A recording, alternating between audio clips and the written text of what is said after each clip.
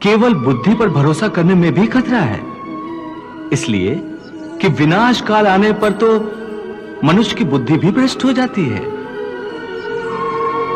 अर्थात जब विपरीत समय आता है तो मनुष्य की अपनी बुद्धि ही उसे गलत रास्ते पर ले जाती है।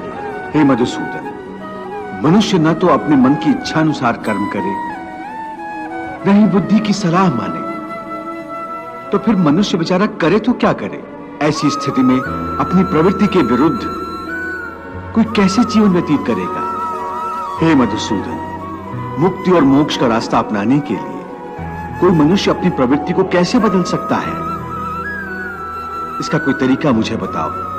प्रवृत्ति को बदलने से पहले यह जान लेना आवश्यक है कि प्रवृत्ति कैसे बनती है। अर्थ, जो कर्मयोगी होते हैं वो आसक्ति छोड़कर कर्म की सफलता और विफलता में समबुद्धि से काम लेकर योग द्वारा परमात्मा पर आस्था रखकर कर्म करते हैं। इसे ही समत्व योगा कहते हैं।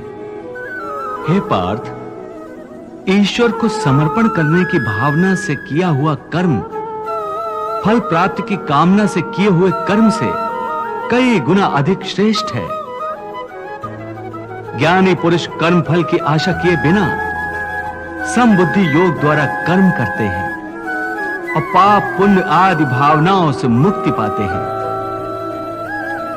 पार्थ, तुम भी ऐसी भावनाओं से मुक्त हो जाओगे जब तुम समबुद्धि कर्म का आचरण करोगे।